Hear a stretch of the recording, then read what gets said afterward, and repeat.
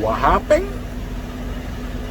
We made it to our destination safely with that load.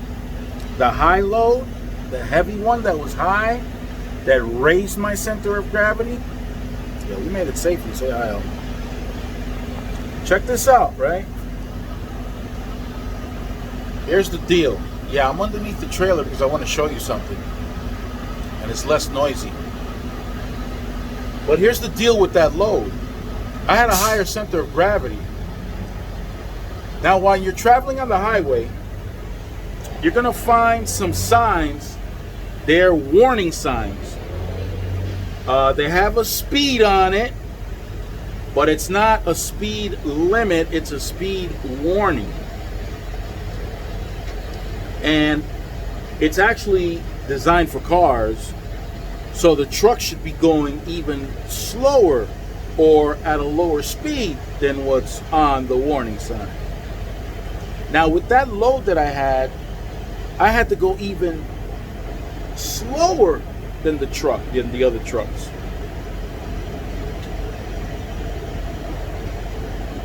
But another thing is that you will find areas on the highways where there are curves that are sharp enough to put a warning on there, but they don't have a warning.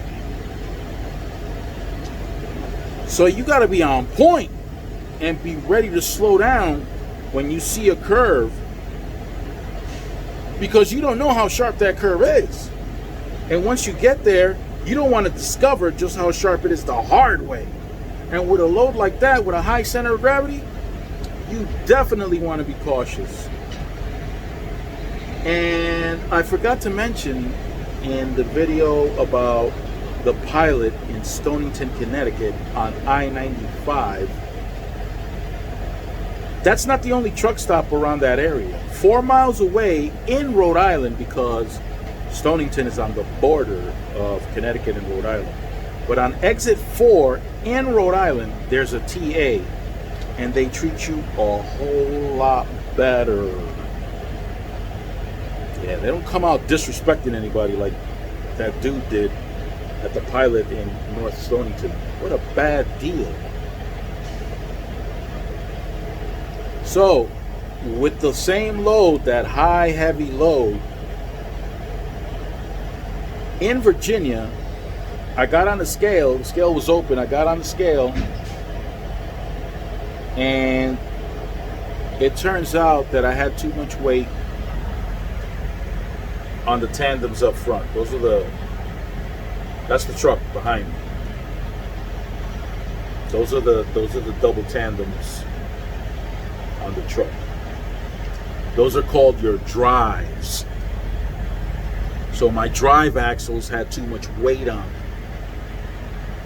Now, in Virginia, they were cool because there are 2 states where I got on a scale. This was on, I think I was on 80. I was on 80 in Illinois, and I was entering from Iowa into Illinois. And my weight distribution wasn't correct there either. But what they did was they gave me a ticket, and then they asked me to fix it. Same thing in Oregon. They gave me the ticket and then asked me to fix it. But Virginia was cool. Most of the states I've been to, they were cool. They gave you a chance to fix it, and then if you manage to fix it, they let you go on your merry way. So, in order for me to fix this load, I had to slide my tandems back. Now, I like having my tandems. Take a look here, all right? You see that? All right, starting with this hole right here. Starting with this one. This is hole number 1, number 2, number 3, and so on. Each hole represents 500 pounds. So I had to slide it back 4 holes, because up in the front, I was overweight by 1,500 pounds.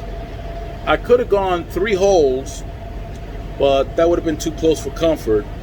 I took it back 4 holes for 2,000 pounds. So I relieved 2,000 pounds off of the drive tandems. I slid my tandems back to 2,000 pounds or 4 holes. Got back on the scale. Guy didn't even ask me anything on the speaker, because they have a speaker. They usually want you to pull your window down, turn down the volume on your radio so you can hear and communicate by way of speaker. He didn't even say anything. He just gave me the green light, and I was on my way. So that worked out really nice. So I got to the location safe. I wasn't worried about the load shifting, because that's something that you have to concern yourself with, especially if you're an owner-operator. The load didn't shift. It was a load of bales, as you saw, so no worries there. But we got there safely, and yeah, the trailer did rock sideways a few times. Yeah, you had to. Well, I had to keep my eye on the rear view mirrors, make sure that the wheels weren't coming off the ground on the turns or anything like that. But yeah, don't forget, if you're in the area of Connecticut, Rhode Island, right there on the border on I-95, you don't have to go to the pilot. You could always go to the TA. They'll take care of you with a lot more respect, okay? That one spot. So you already know. Stay fresh. Keep it moist. Say goodbye, Elmo. Peace out, everybody.